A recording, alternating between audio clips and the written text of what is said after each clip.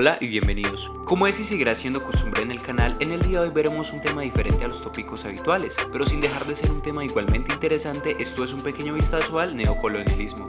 Contexto histórico.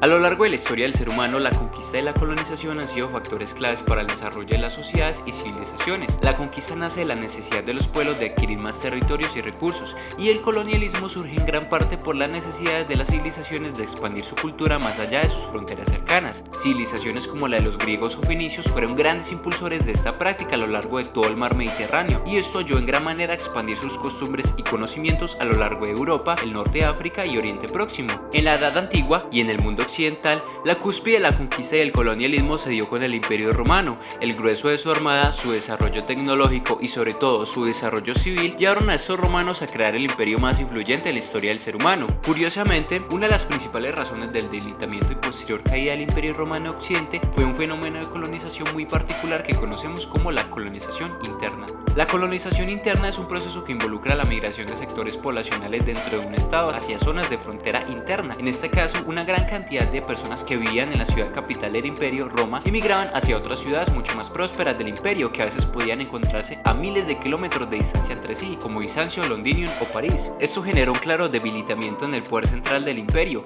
ya que gracias a este fenómeno Roma fue convirtiéndose paulatinamente en una ciudad menos poblada. Tal nivel de migración interna era impulsada por la mala administración económica y por multitud de plagas y pestes que asolaron la ciudad durante años. Esta modalidad de ampliación de la geografía interna de los países ha sido un proceso característico en Latinoamérica. En Colombia, distintos procesos de colonización interna han expresado condiciones históricas particulares. La colonización antioqueña del siglo XVIII y XIX responde a una de las primeras experiencias de construcción de la nación.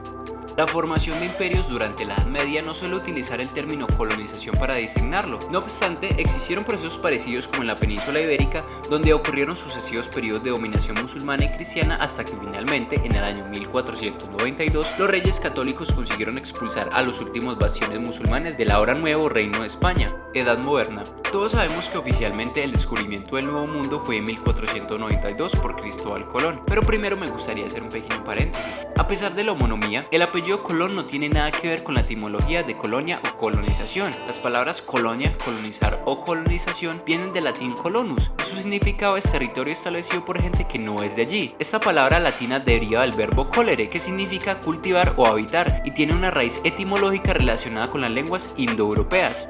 Con el descubrimiento del Nuevo Mundo comenzó la expansión europea por todos lados, inicialmente protagonizada por el Imperio Portugués y el Imperio Español, y desde finales del siglo XVI el Imperio Neerlandés, junto con otras potencias europeas como Francia, Inglaterra y Dinamarca, compitieron por la colonización europea de América y por el mantenimiento de escalas comerciales en la costa de África y el Océano Índico, especialmente la actual Indonesia y las Filipinas. A partir del siglo XVIII, las guerras coloniales aumentaron su importancia, pasando a ser el Imperio Colonial francés y el Imperio Británico los que competían por los más atractivos espacios en disputa en el Caribe, Canadá y la India, mientras que el Imperio ruso extendía sus dominios desde el Mar Báltico hasta el Océano Pacífico.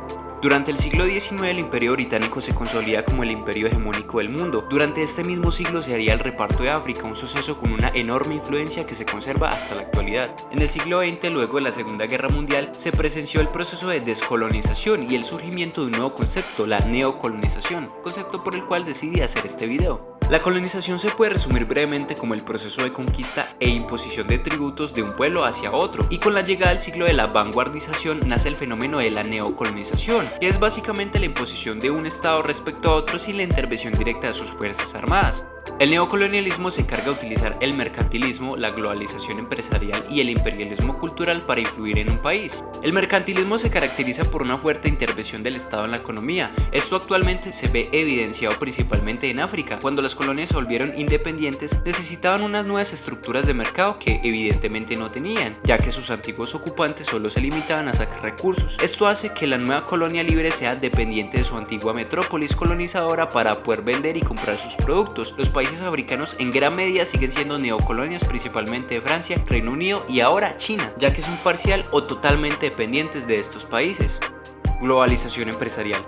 Este es un fenómeno que los latinoamericanos sí que sabemos en qué consiste. A medida que la civilización humana fue globalizándose, las empresas de los países más poderosos también lo hicieron. Recordemos que durante casi toda la historia de la ocupación británica en las Indias, esta ocupación fue llevada a cabo por una empresa privada, y así como ocurrió en estos países, un caso muy famoso en Latinoamérica es el de la United Fruit Company de Estados Unidos, que creó a base de intimidación y sabotaje económico a las llamadas repúblicas bananeras, países en donde los trabajadores del área de las bananas obedecían totalmente a los intereses de esta empresa y no a los intereses de los estados en los que vivían. Multitud de masacres, golpes de estado y huelgas civiles se dieron en toda la región durante el régimen de la United Fruit Company. En la actualidad más reciente, multitud de empresas que obedecen a sus propios intereses y a los de sus países de origen controlan gran parte de los hábitos y conductas de todo el mundo, y estas empresas lo saben casi todo sobre ti. La descolonización no supuso libertad económica para las naciones llamadas subdesarrolladas, sino que los estados imperialistas se encargaron de acomodar la economía y la política mundial de forma que se conservase la explotación colonial.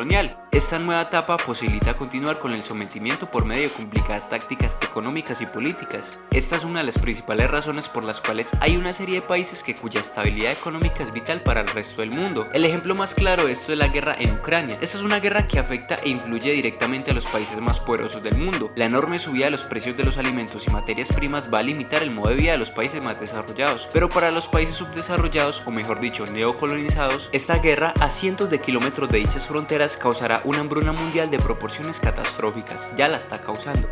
El imperialismo cultural.